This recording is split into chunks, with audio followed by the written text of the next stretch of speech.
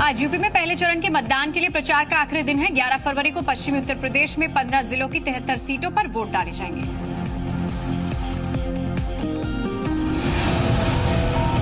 केंद्रीय गृह मंत्री राजनाथ सिंह भी आज यूपी में धुआंधार प्रचार करेंगे। सुबह 11 बजे मथुरा में राजनाथ सिंह की रैली है और हाथरस में दोपहर 12:30 बजे करौला मैदान में जनसभा को संबोधित करेंगे। दोपहर 1:30 बजे गौतम बुद्ध नगर में जनसभा को संबोधित करेंगे।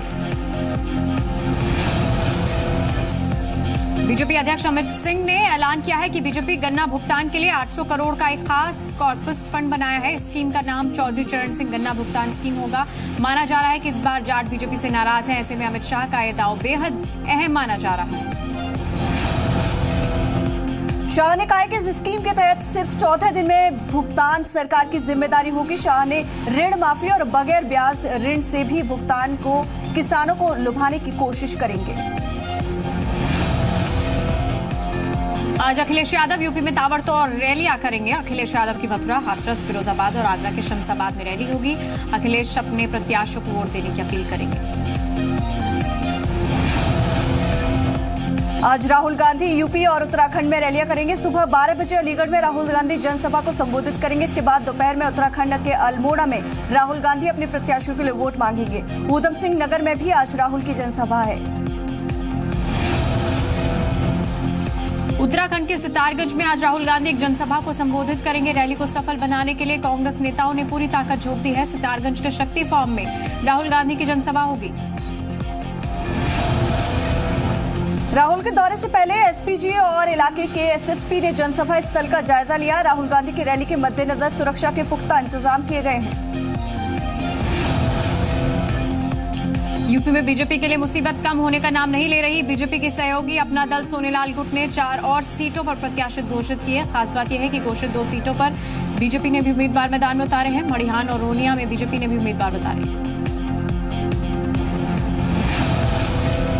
उत्तर प्रदेश में विधानसभा चुनाव को लेकर घमासान छिड़ा है। इस बीच राष्ट्रीय उमेला काउंसिल ने बहुजन समाजवादी पार्टी को समर्थन देने का ऐलान किया है। उमेला काउंसिल के अध्यक्ष आमिर राशिदी मदनी ने इसका ऐलान किया। पूर्वांचल में बड़े इलाके में राष्ट्रीय उलेमा काउंसिल का प्रभाव है। समाजवादी पार्टी के संरक्षक मुलायम सिंह यादव एक बार फिर से नाराज हो गए। मुलायम सिंह एसपी के लिए प्रचार नहीं करेंगे। मुलायम की 13 फरवरी को होने वाली सभी सभाएं स्थगित कर दी गई।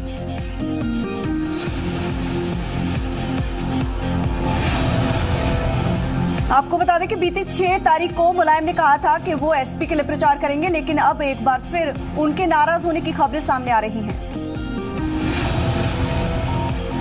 आज बीएसपी प्रमुख मायावती भी मिशन उत्तराखंड पर हैं। 12 बजे हमारी मायावती हरिद्वार पहुंच रही हैं। हरिद्वार में बीएसपी उम्मीदवार के लिए मायावती वोट मांगेंगी। कांग्रेस और केंद्र सरकार की कमियों को गिनाकर जनता को लुभाने की कोशिश करेंगी। बीएसपी सुप्रीमो मायावती ने कहा है कि यूपी में यदि उनकी सरकार बनती है तो बॉर्डर स्कीम को खत्म किया जाएगा। बॉर्डर स्कीम के तहत पुलिस वालों को फायदा होगा और छुट्टी के दिन काम करने पर नगद पैसा दिया जाएगा।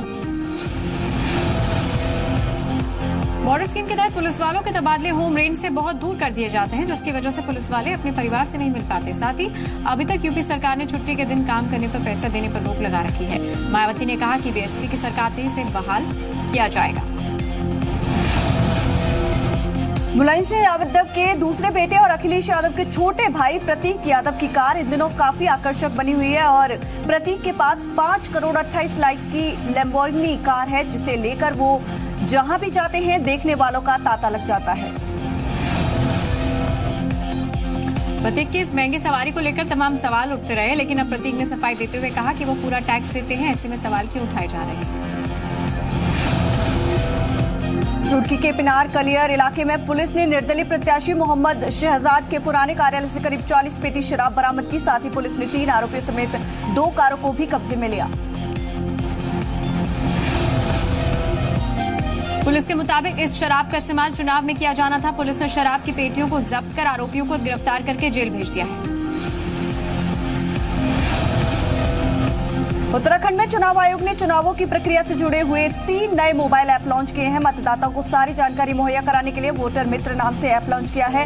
इस ऐप में वोटर कार्ड, बूथ कार्ड और साथ ही वहां की सुविधाओं की जानकारी होगी।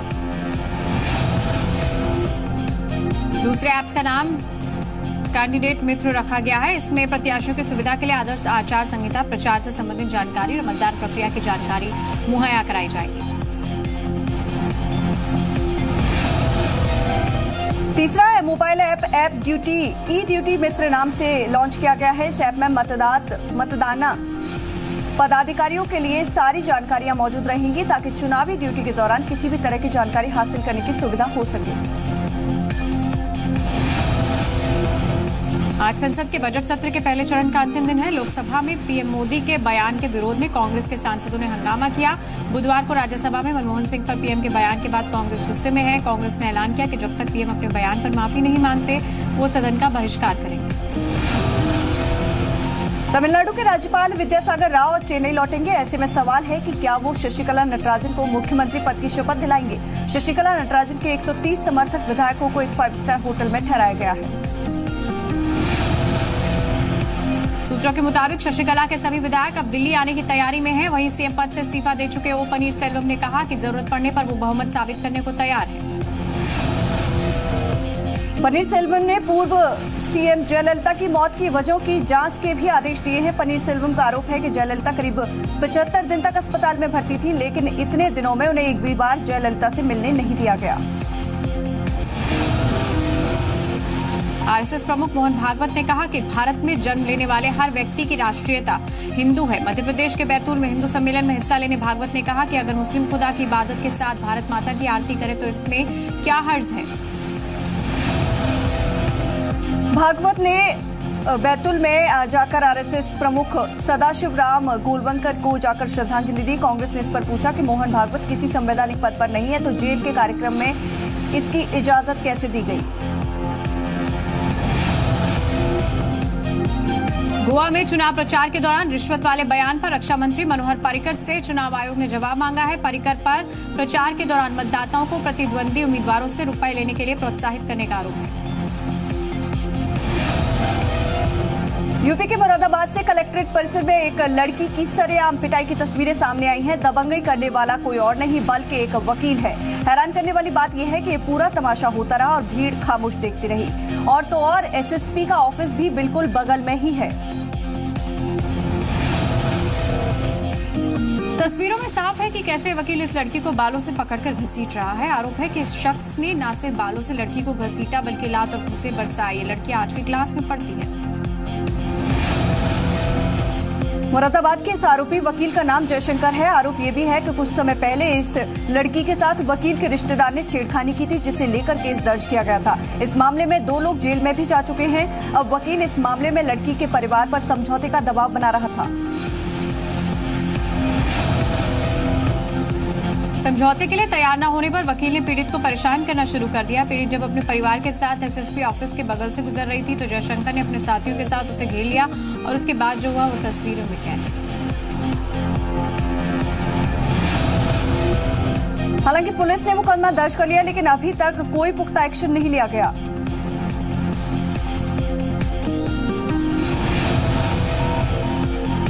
पश्चिमी यूपी में चुनाव प्रचार का आज आखिरी दिन, लेकिन उससे पहले मेरठ से बीएसपी कैंडिडेट का एक बेहद हैरान करने वाला वीडियो वायरल हुआ।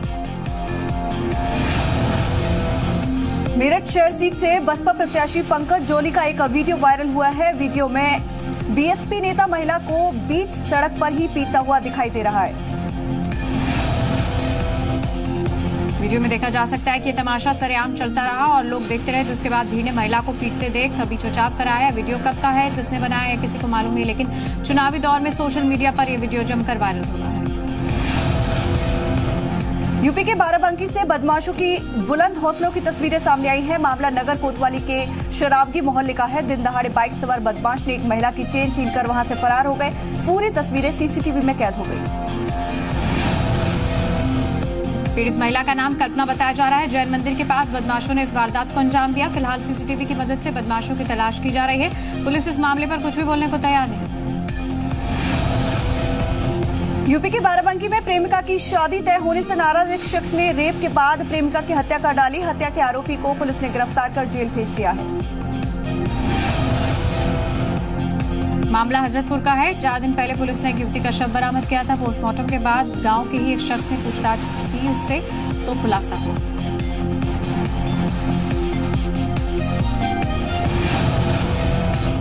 दिल्ली से सटे गाजियाबाद में एक निजी स्कूल के छात्र में लड़ाई के दौरान स्कूल के अंदर ही एक दूसरे पर गोली से हमला कर दिया और जिससे इलाज के लिए एक निजी अस्पताल में एक छात्र को भर्ती कराया गया। पुलिस ने आरोपी छात्र को गिरफ्तार कर लिया। घटना कबीरनगर थाना क्षेत्र के गोविंदपुरम इलाके की है। एक निजी स्कूल में 11 क्लास में पढ़ने वाले छात्र हितेश को स्कूल में ही पढ़ने वाले छात्र फरमान ने क्लास के अंदर ही गोली मार दी थी। उसका कसूर इतना था कि उसने फरमान के भाई दानिश को एक दिन पहले टीचर से अवैधता करने से रोका था। दिल्ली के उपहार सिनेमा कांड में पुनर्विचार याचिका पर सुप्रीम कोर्ट आज फैसला सुना सकता है। सुप्रीम कोर्ट ये तय करेगा क्या सुशील अंसल और गोपाल अंसल को सजा दी जाए या फिर जुर्माना देकर जेल की सजा माफ की जाए। इससे पहले अंसल बंधुओं ने सुप्रीम कोर्ट में अंडरटेकिंग दी थी कि वो मामले की सुनवाई पूरी होने तक देश से बाहर नहीं जाएंगे। आज हैदराबाद में भारत बांग्लादेश के खिलाफ सीरीज का पहला टेस्ट मैच खेला जा रहा है। टीम इंडिया ने टॉस जीतकर पहले बल्लेबाजी करने का फैसला किया है। भारत की टीम 27 ओवर खेलकर 1 विकेट पर 85 से ज्यादा रन बनाकर खेल रही है और ये भारत में बांग्लादेश का पहला टेस्ट मुकाबला है। अमेरिकी सेना न्यूयॉर्क की ट्रंप टावर में किराए पर जगह ले सकती है। जगह लेने का मकसद का ट्रंप और उनके परिवार को न्यूयॉर्क में सुरक्षा मुहैया कराना है। शपथ लेने के बाद से ट्रंप न्यूयॉर्क नहीं आए हैं, लेकिन उनका परिवार वहीं है। अमेरिका में इमिग्रेशन मामले पर लोगों के विरोध के बावजूद रिपब्लिकन पार्टी के 2 और सांसद टॉम कॉटन एंड डेविड ने नया प्रस्ताव सुझाया जिसे रेज एक्ट नाम दिया गया है और इस नए एक्ट के मुताबिक हर साल दिए जाने वाले ग्रीन कार्ड में कटौती की जाएगी। फिलहाल हर साल 10 लाख लोगों को ग्रीन कार्ड दिया जाता है, जिसे 5 लाख का प्रस्ताव दिया गया है। अमेरिकी सेना के मुताबिक कुछ हफ्तों में ISIS सीरिया के रक्का में अलग थलग पड़ जाएगा और तब सेना रक्का के अंदर दाखिल होगी। हालांकि रक्का पर कब्जे को सही तारीख और समय नहीं बताया गया। अमेरिका में अलग अलग वारदातों में 4 महिलाओं की हत्या करने वाले शख्स ने खुद को गोली मारी। 44 साल के विलियम को फ्लोरिडा में पुलिस ने एक होटल से घेर लिया था और तभी उसने खुद को गोली मारी। चारों हत्या लूट के मकसद से की गई थी। पुलिस ने उसकी महिला मित्र को हिरासत में लिया है जो उसके साथ कमरे में थी। चीन में खाई में फंसे ट्रक से 4 लोगों को रेस्क्यू किया गया। इस रेस्क्यू ऑपरेशन का वीडियो सामने आया है। ये चारों एक ही परिवार के सदस्य हैं जो ट्रक में थे। उनको बचाने के लिए क्रेन का सहारा लेना पड़ा और फिर तार के सहारे लटककर परिवार को बचाया गया।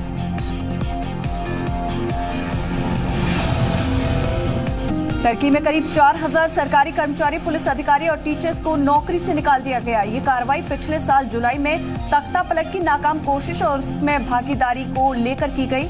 आरोपी ये भी है कि इन सभी ने तख्ता पलट का समर्थन किया था।